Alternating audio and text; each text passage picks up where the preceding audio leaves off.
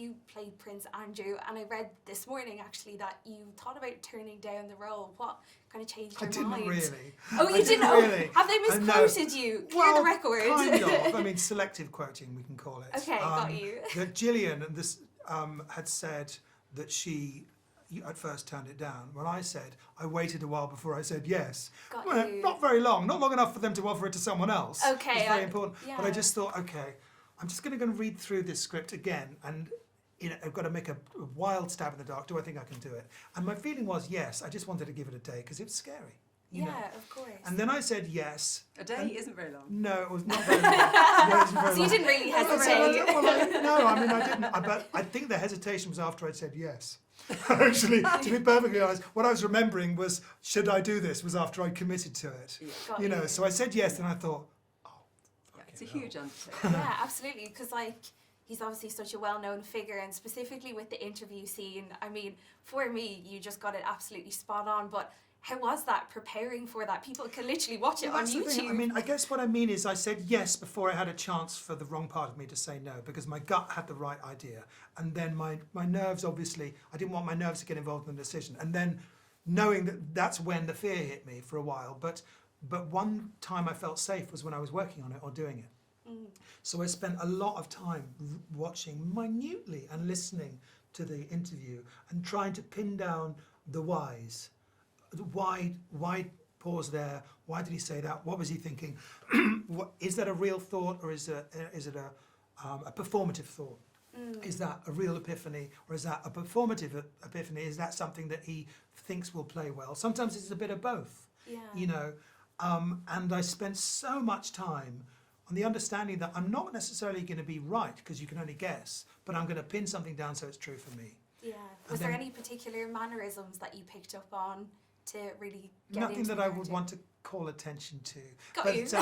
you know, but it's just the interesting. You can watch it on YouTube with body language experts commenting on it from the FBI and CIA, and the things that they point out. They point out a remarkable amount of times how he's actually telling the truth whenever he gets the chance, and being very fixed, which is what a lot of people do. It doesn't mean they're not trying to use that truth to direct you away from something, etc., etc. But that was very interesting for me.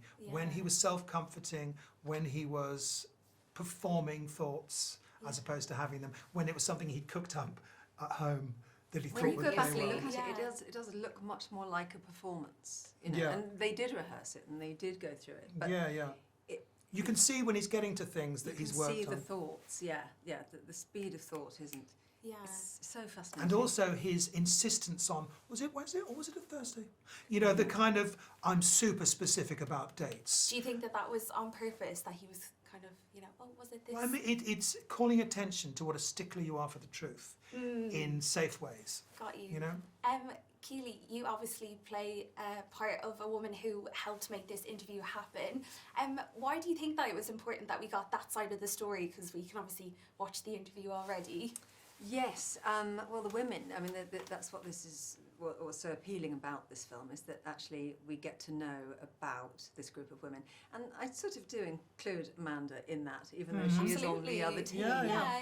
And that's in no way saying that I think she was, had in any way, in the other team. Yes, at all. I really don't think she did. I really don't think she did, actually. No. And that is something that's come up, you know, how do you feel about that? And people that have seen the film have been slightly, do you think maybe Another there was conspiracy an theory. element of that? Okay. Yeah, coming thick and fast. She really thought that it was going to be really, good. really thought, she really believed in him. Her intentions were good and honest, and she wanted everybody to see him through her eyes. Yeah.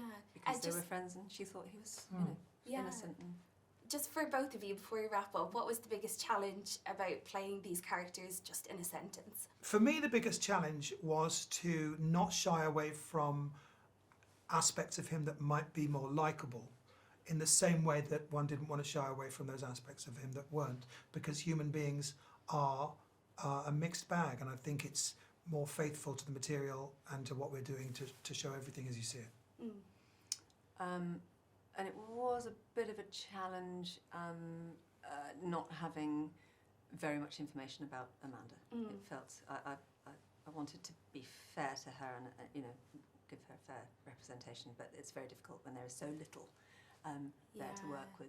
Of all the online. characters, really, you were kind of the most in the dark. Yeah. Yes. Yeah. But smashed it nonetheless. Thank you so much. Thank you for speaking In the dark, with me. isn't it? Thank you so much for Thank speaking you. with me. That was brilliant.